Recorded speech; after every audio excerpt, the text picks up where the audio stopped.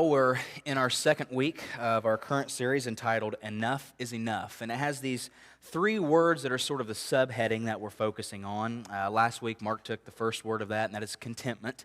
And then next week, fittingly, we'll take the third word, which is thanksgiving. And today, I would contend that is arguably probably the least fun of those three words, and that's gratitude. Now, just by me saying that gratitude sounds like the least fun, I'm already not practicing it. That's why I say that, right? Here's the thing. It's easy to sort of talk about, Thanksgiving, right? We can sort of trail off, discuss the holiday. You can discuss easily the things or the people in your life that you're thankful for. Now, don't get me wrong. It's difficult to practice being thankful, but it can be, fairly easy to talk about, what you are thankful for in your life, the things you have, the people you have. Why? Well, I would say at least in part it's due to the fact that thankfulness involves us, right?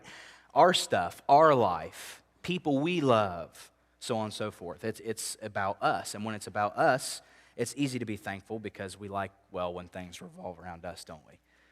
It's easy to talk about contentment and, talk about being content. Now, don't get me wrong. If you heard what Mark was saying last week, it's difficult in practice to practice contentment and to live it out because we like when things revolve around us, right? We like stuff. We like acquiring more. We're ambitious people, and truthfully, there's nothing wrong with being ambitious, but the point is contentment can be, tricky to practice. It can be tricky to live it out. Yeah, I've got a big enough house, a new car, nice clothes, enough money, a stable job, right? But when it boils down to it, we don't always believe what we say, do we? But we don't mind talking about it because, it's about what we have or don't have.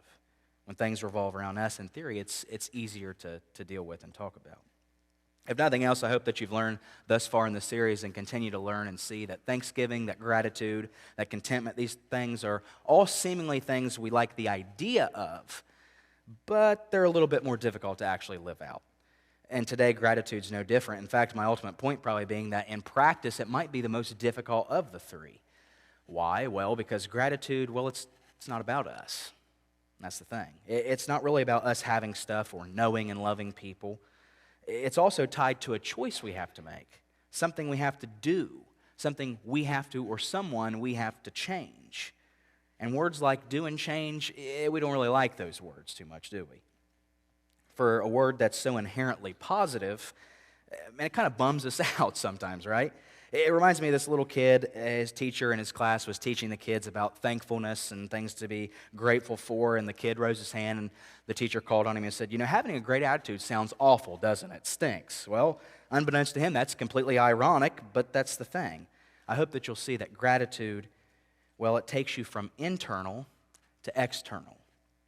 It takes you from internal thought, feeling, to public external action. So in the long run, gratitude might be the toughest to grasp, the toughest to practice, but once you understand it and live it out, it's truly going to change you. It's going to change your life.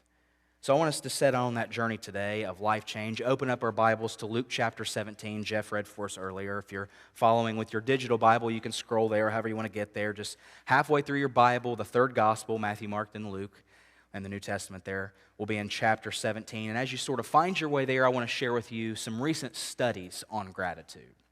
There's been some fascinating studies about gratitude and how it affects our lives, affects us.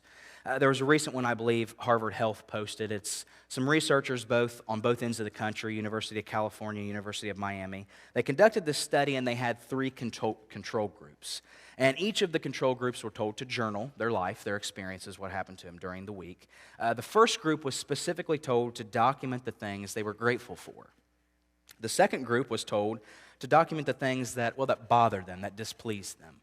And the third group was told just to document, just to write the things down that affected you. There's no emphasis on positive or negative. So just a basic journaling. After 10 weeks of that study, of journaling, of observing the participants and some follow-up, things like that, the study was concluded, and it found that the people who journaled about what they were grateful for were much more optimistic about everything, that they had a much more positive outlook on life in general.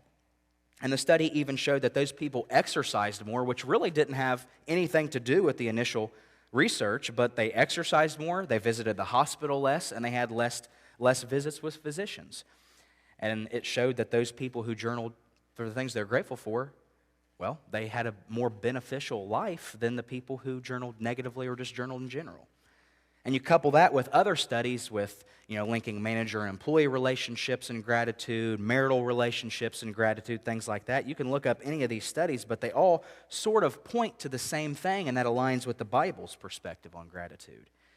These studies, these stories in Scripture, they display similar things when it comes to the benefits of gratitude. Gratitude's linked to confidence. It's linked to friendships, relationships, stronger bonds. It's linked to enthusiasm, to positive energy, positivity. And as we saw in these studies, it's linked to perseverance and good health. In other words, studies on gratitude in the Bible are going to tell you that gratitude basically is 5 things. Number 1, it's beneficial, right? It benefits you, it benefits others to have and to live with gratitude. It just does. It's also, number 2, a habit, or as the Bible would call it, a spiritual discipline. And I would agree with that term. It's spiritually beneficial for you to grow and to work on being grown in gratitude by God. It's also, number 3, a catalyst for change in your life. It's the change behind being content, the change behind being thankful. Without gratitude, well, real change, real transformation is not possible. It moves us beyond thought and feeling into the 4th thing it is, and that's action. Gratitude, like I said earlier, takes us from focusing internally to focusing externally. It's actually doing something with that emotion, with that feeling you feel, rather than just, simply feeling it or thinking it. So with that being said, we sort of established, what gratitude is, right? What power, influence gratitude has, but we can begin now to look in Luke 17 in God's Word and sort of flesh out at a deeper level what it is and what it means for us and what we do with it. So let's pick it up in the passage Jeff read for us, starting in verse 11 in Luke 17. It says, "Now on his way to Jerusalem, Jesus traveled along the border between Samaria and Galilee. And as he was going into a village, 10 men who had leprosy met him. And it goes on to say, they stood at a distance and called out in a loud voice, 'Jesus, Master, have pity on us.'" So we see Jesus traveling. He's on his way to Jerusalem in this passage. He encounters these 10 men, and they have leprosy. And what I want to focus on are just 3 words, 3 phrases in these first couple verses. The first is Samaria. You saw it highlighted. The second is leprosy. And the third is that quote at the end there where they say, "Jesus, Master, have pity on us." Samaria essentially is right in the middle of Galilee and Jerusalem. Galilee is where Jesus is from, and he's going south to Jerusalem. And right in between there is Samaria, which sort of just sounds like basic travel facts until you realize that Samaria, or the Samaritans, well, they're a group of people who didn't quite get along with the Jews. So in other words, they were like rivals. But I'm not really talking about a friendly rivalry, Wheelersburg and the West Side, right?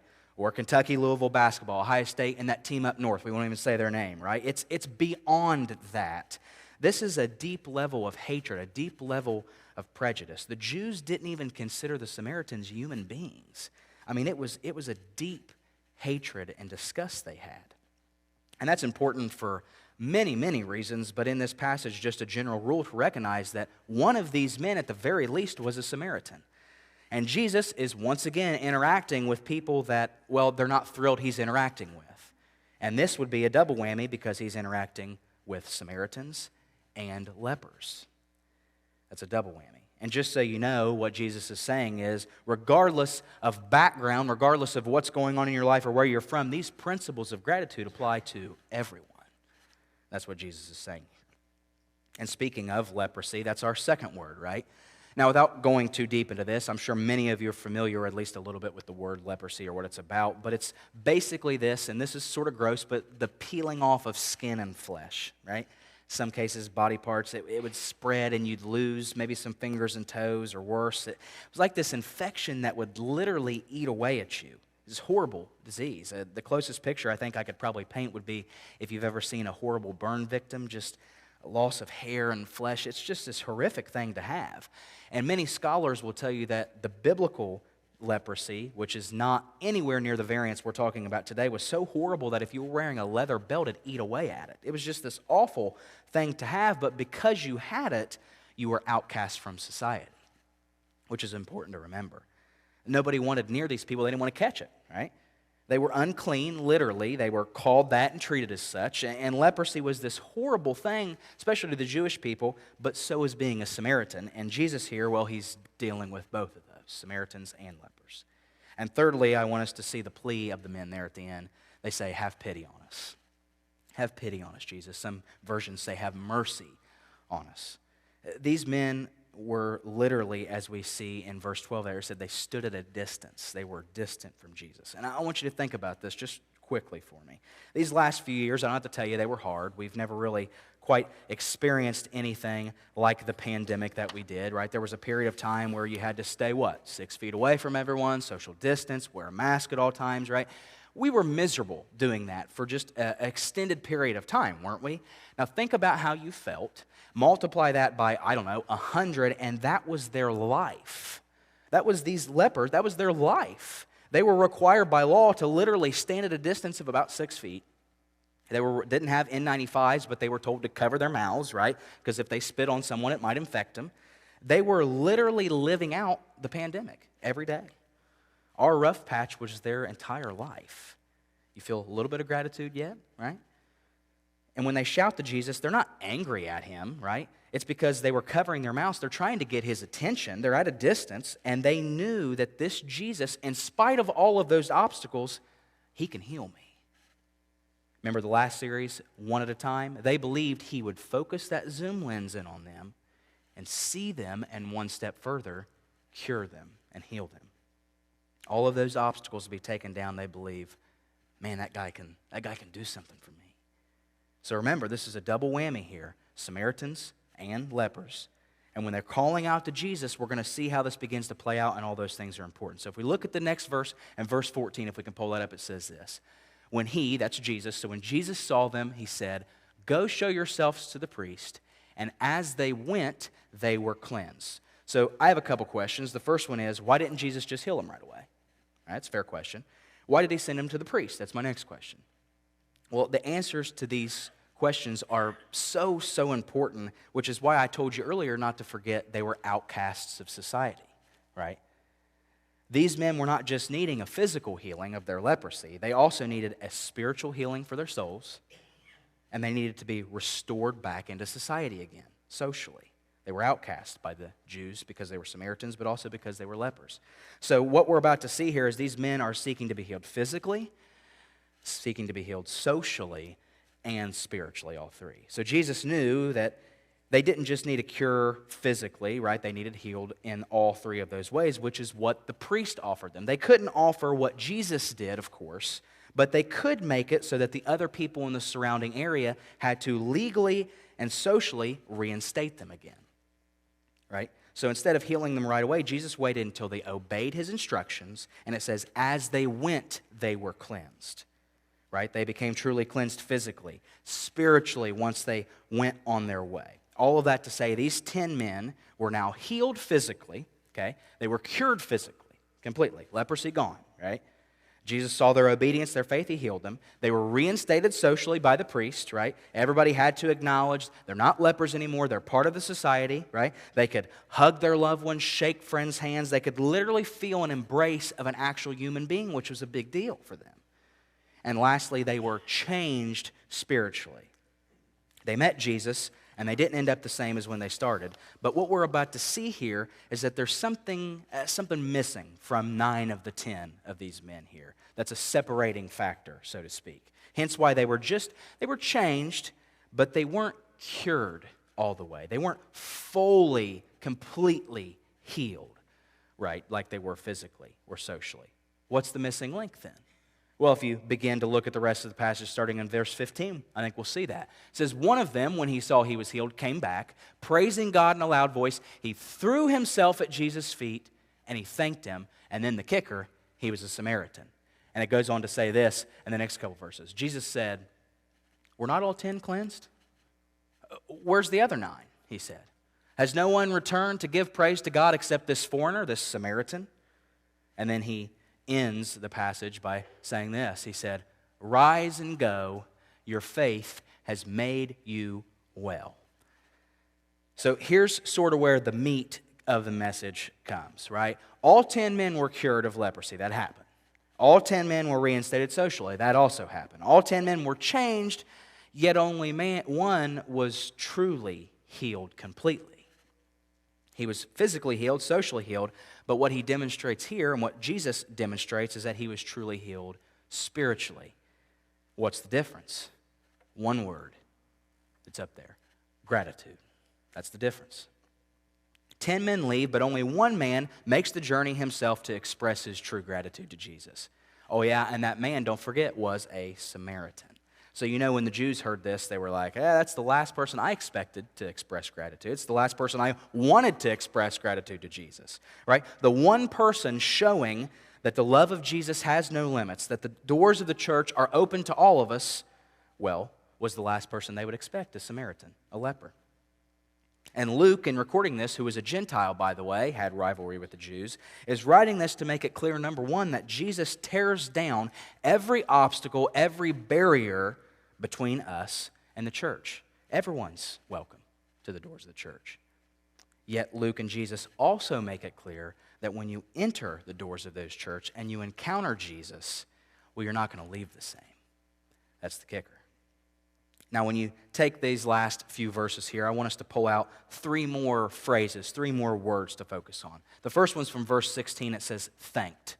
It's an easy word, right? Thanked. And the next verse there in 17, you see the word cleansed. Jesus says, we're not all 10 cleansed. And then the last three words, his parting words, were made you well. I want us to sort of focus on those three words. See, the word in the Greek for thanked him is sort of this word we get our term Eucharist for. The Greek word for thanksgiving, we derive our meaning of communion, the Lord's Supper that we take every Sunday.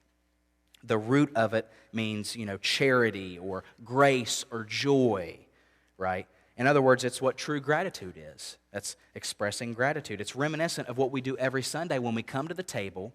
We have this sense of expressing outwardly toward or extending our favor toward, right? It's a sense of grace, of joy, of reverence, right? Just like we do in communion. In other words, you could say biblical or real gratitude is not self-focused. No, it's outwardly focused and it's upwardly focused. Not self-focused, outward and upward. It's a big difference there. It's not about us. It's about him and about others. If you think about the definition and the dictionary of gratitude, it talks about the quality of being thankful, showing appreciation for someone or something, returning kindness, right? Those studies that I shared with you earlier, the dictionary, even the Bible, they're all sort of saying the same things about gratitude, and that's real gratitude. It's not about you, it's not about me. That's hard to grasp because gratitude moves us from thought and feeling into action. Gratitude acknowledges both the capital G giver, okay, and not just the gift that he gives. It also acknowledges the little g givers and not just the gifts that they give, right? It acknowledges God as the true giver of all things good, of the gifts, but also the people who model God as they freely give. A great way to picture that would be if you give gratitude upward to God, it goes up, right? Or outward towards others, and when you put them together, it sort of looks like a cross, right? You give and express gratitude upwardly and outwardly. I think it was John Ortberg, the minister, who once said, gratitude is the ability to experience life as a gift, and it liberates us from the prison of self-preoccupation. In other words, gratitude makes life a little bit less about me and more about God, a little bit less about me and more about others.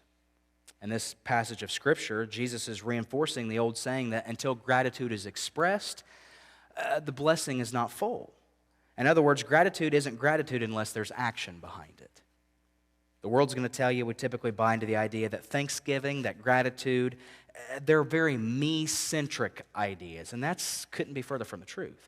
Real biblical gratitude is focused upward, right, the giver, and outward towards others, not inward. If you look also at this section when Jesus uses the word cleansed, he's being very specific there. He's saying we're not all 10 cleansed. He doesn't say were they not healed. No, he doesn't say they were cured. No, he says specifically cleansed. In other words, the 10 men were cleansed. They were healed physically, reinstated socially, but they weren't healed all the way spiritually. They were changed, yeah, But Jesus makes it clear that only one of the 10 was fully healed. Only one. And that was the man who showed real gratitude. Real gratitude increases the joy for both the giver and the receiver. Real gratitude leads to happiness, not vice versa. In other words, what's clear from this interaction with Jesus is happy people aren't the ones who are grateful. Nah, grateful people are the ones who are happy. In other words, you could say happiness doesn't lead to gratitude. Gratitude leads to happiness and joy. And that means that regardless of the circumstance you're in or the feelings you might have, we can be grateful just like we can have joy. It comes from Christ. It's not based on our feelings or the emotions we might have or the circumstance around us. No, it comes from Jesus and Jesus alone. I think about the way 1 Thessalonians 5 puts it. It says, give thanks in some. No. Give thanks in a few. No, majority. No, it says all circumstances, regardless, good or bad. And then you get to that last phrase, made you well. The term in the Greek there is sozo, and that means to be saved. In other words, Jesus directly links gratitude to our salvation. It's interesting. In other words, gratitude is a key to spiritual transformation. Gratitude is essential for living out your salvation, for living out a relationship with Christ. That's the fifth thing gratitude is. It's a spiritual indicator in your life. A key marker for us as Christians is whether or not, we have and live with gratitude. Jesus says we're going to be known by our love. And I think that absolutely includes real gratitude. If I could simply put it, Christians are not Christians without gratitude. They're not. Upward to God the giver, outward unto others. Gratitude's the key. So what does that mean for us? What do we take away from the passage, so to speak? How do we live out practically and express our gratitude? Well, I think if you take the word gratitude, you sort of break it up into two words, you get grateful attitude.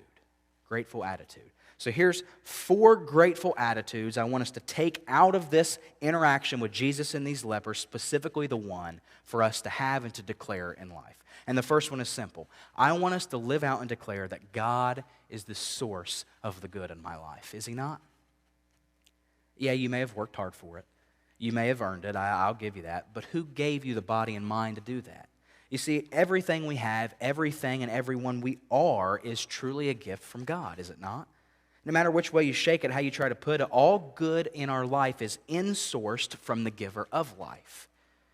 Yeah, of course we have a part to play, but when it really boils down to it, our true source of good is God, for He is good. James 1 says, every good and perfect gift is from above, is it not? Romans 11, for Him and through Him and by Him all things are made. Amen to that. Colossians 1, Paul says the same thing. He says, for Him, in Him all things were created. They're all held together because of Him.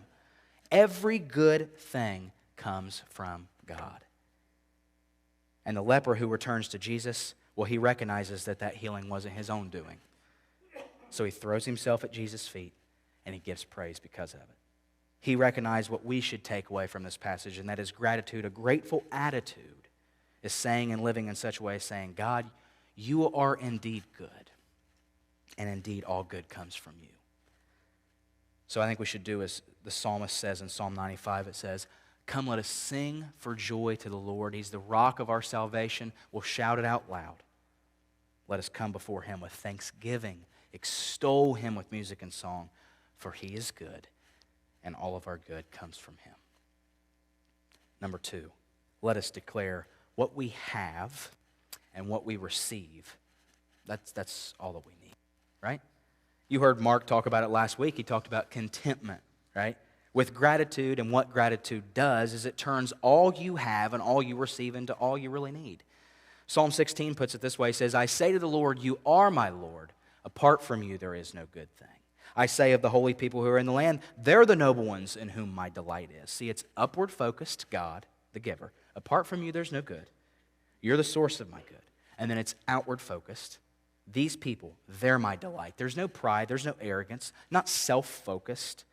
These givers, God, other people, that's what I have gratitude for. What I receive from them, that's all I need, Paul says. I think it was Teddy Roosevelt who said the, quote, comparison is the thief of joy, right? I would agree with that. In fact, I would contend that comparison's also the thief of gratitude. Comparison's going to rob you of the two most important relationships you have, your relationship with other people, of course, but also your relationship with God. Comparison robs you of that. Don't let your wants, what you want, rob you of what you already have. I think Paul gives another great picture of this in the book of Philippians in chapter 4. You may have heard these passages. We can put them up. He says, finally, brothers and sisters, whatever is true, noble, right, pure, lovely, admirable, excellent things, those praiseworthy things, think about those things, Paul says. In a nutshell, what Paul is doing is saying, focus on the good. Don't yearn and long for what you don't have. Don't focus on what you lack, what you don't have. Don't covet what others have that you don't have. No, just focus on the good. Look what he says a few verses later. You're probably familiar with this too. In verse 11, he says, I'm not saying this because I'm in need. I've learned to be content. There's that word again. Whatever the circumstances, he says. I know what it is to be in need. I know what it is to have plenty, Paul says. I've learned the secret of being content in every situation. Whether I'm fed, whether I'm hungry, whether I'm living in plenty or I'm living in want, Paul says, I can do all things through Christ who gives me strength. Paul, who, by the way, is writing this from prison, is saying contentment and gratitude, they go hand in hand. What you have, what you receive, that's all that you need. You need not want more and acquire and acquire and acquire. You have all that you need. And if you live with such gratitude, Paul says you're going to have peace. That's a big word. He says the God of peace will be with you. And what he says in verses 8 and 9 about the lovely things, the noble things, that's the catalyst and the result of both. There's peace, there's calm that come from gratitude, as is their happiness and joy. Gratitude's not the byproduct, but rather it's the catalyst for. The leper in this passage, he doesn't need anything else from Jesus. He accepts the healing and he shows his gratitude for Jesus. He doesn't need anything else. He doesn't come back to ask for more. No, he says, I'm coming back because I have all that I need in you. Thank you. In fact, that brings up the third thing. Let us say with our gratitude, we're going to express it to others and to God in order to bless them. Like I said before, unless you show gratitude, express gratitude, there's really not a full, well-rounded blessing in other people's lives. It doesn't take words all the time, but it does take expression. Gratitude has to be expressed. We sing this song here sometimes, periodically. We're not singing it today. We just did a couple weeks ago. It's called The Blessing. And what it does is it encapsulates this idea of how people in these times, specifically in the Old Testament, well, what they thought when it came to gratitude. It comes from these words in Numbers chapter 6. I think we can put those up for. Look at these words. It's both from the song, The Blessing, as well as from Numbers. It says, the Lord bless you and keep you. The Lord make his face shine on you and be gracious to you. See, the Lord turn his face toward you and the Lord give you peace. These people showed blessings and favor to other people who blessed them, to God who blessed them. They were determined to show gratitude. It's not a choice that they had, they didn't feel, but rather, I've got to do this. They were compelled, they desired it. Gratitude wasn't just this choice, I may make it, I may not. No, it was a way of life for them. It's almost as if they tried to out-gratitude each other, if that's a thing, right? Sort of like outdoing one another in honor. See, they cared, so they showed it. They cared and showed it. And I realize that's difficult for us to do sometimes. It's truly this humbling experience. It takes sacrifice to cultivate gratitude in our life. But I'm going to tell you, it's worth it. So worth it. One leper left. He left the other 9. He made the journey himself to seek Jesus in order to show true gratitude. So he humbled himself. He knew he couldn't earn it, knew he didn't deserve it, and he threw himself at the feet of Jesus because it was the right thing to do to show his gratitude to God who blessed him. And I believe that we need to do a better job at expressing our gratitude to God and to others as well. The old saying is, blessed to be a blessing, right? Psalm 50 puts it this way. It says, sacrifice thank offerings to God. Fulfill your vows to the Most High. And then a few verses later, he also says, those who sacrifice thank offerings, they honor me. And to the blameless, I'll show my salvation. See, it takes sacrifice to humble yourself, to admit, man, I need help. It takes sacrifice to show gratitude when you really don't have the words to say. It takes sacrifice to show gratitude when you receive more than you feel like you deserve. It takes sacrifice to give. It takes sacrifice to cultivate gratitude, to grow in gratitude. Point being, gratitude takes sacrifice. But I'm with the psalmist there. I think we honor God and live as true believers when we endure that sacrifice and live with that gratitude. See, gratitude isn't about us, so we've got to express it in order for the blessing to take place in others' lives. Bless others by expressing your gratitude starting today. And then lastly, number 4, let us search for the good in all things. When I was little, I used to love these books. Many of you may have read them, the I Spy books. I used to spend hours on end, reading I Spy books with my mom. And I love those challenges where you'd try to find a hidden symbol or a hidden meaning or a hidden picture in the midst of all of these other things going on the page. And I remember doing that. Maybe some of you did that. Maybe some of you remember this guy right here. I think we have a picture. You remember that guy? Oh, where's Waldo, right? Many of you probably spent hours looking at maybe just one page trying to find that guy, right? And some of the most wild scenes you ever see. How about this one right here? Now, where in the world is that guy in there? I don't know, right? I'll probably spend hours trying to find him, maybe even days when I get frustrated and quit, right? I don't care if his striped shirt matches that beanie. It's still hard to find him, right? My point is, it's difficult to see the thing you're looking for, the good and the bad, when other things are going on around you. And this is especially the case when the things happening around you, or I guess more accurately to you, they're not fun. They're bad. I saw a picture recently around Halloween. It reminded me of a lot of people I know. Many of you, actually some of you in this room, were affected in similar ways when the wind gets going and the weather's bad and you get a tree fall onto your car or onto your home, or sometimes both, right? Let me put that picture up here for you. I can just tell you right now, that's not my sense of humor. I'm already mad by that point, okay? I don't know if you're like me, but I'm not doing that, okay? I'm already mad. I'm glad they saw the good in it. But I did see another story very similar to this of a couple who got divorced as well. It didn't really end very well, and the ex-husband, well, he saw the bad situation as, I suppose, a marketing opportunity, we'll call it. Let's look at the picture of his truck up there. Spot open. Okay, now, fellas, I'm not advocating for this. Ladies, I know he's single, but that's probably not the best way to do it, right? Unfortunately, I don't think the ex-wife took it very well because, she was not too happy, but her friends, I think, saw the silver lining. Look at the cake they got her. Now, that says happy divorce, and if you can't see in the upper part of the picture, that is a bride figurine shoving a groom figurine into a wood chipper. Now, I don't advocate that violence either, but I guess I could say that I'm grateful they saw the silver lining in it, saw the humor in it. I heard a story of two fishing buddies. They were older guys, and one had a little more hair, we'll say, than the next one did, and they used to joke around, and one guy got sick of the jokes getting to his head, so I guess he literally put the joke on his head. We have a picture of that, I think, up there. A goat eating his receding hairline, of course. Now, don't stand in line for that tattoo either, but I am glad he did see the humor in it. In fact, on the day he got the tattoo, it was raining pretty hard, and it started to flood the streets, and he and his old fishing buddy, well, they made the most of that as well, too. Now, those are humorous examples, right? We can look at those, but in all seriousness, it's extremely difficult to see the good in those situations, right? We love to sometimes roll around in our own self-pity puddle, don't we? When we're down, we're negative. The positive silver lining, that's really difficult to see. Gratitude's often the furthest thing from our mind when things aren't going great. It's really difficult to want to go fishing in a flooded street when your house is taking on water too, isn't it? But that's sort of what we're called to do, is it not? When things get rough, the outlook's bleak, we're called to make mountains out of a molehill, lemonade out of lemons, or more accurately, I suppose, move mountains with faith the size of just a mustard seed.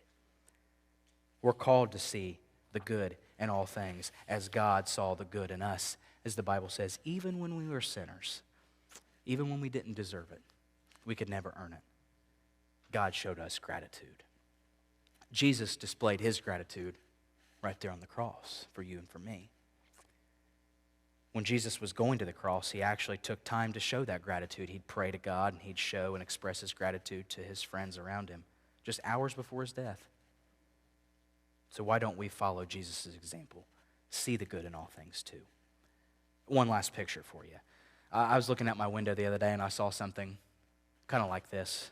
Beautiful, isn't it? I love roses. They're truly wonderful to look at. I saw one out my window and I thought, yeah, that's a beautiful sight. And I got to thinking, the only issue with that rose is when you try to pick it are those pesky little thorns, right? If you've ever dealt with them, you know that.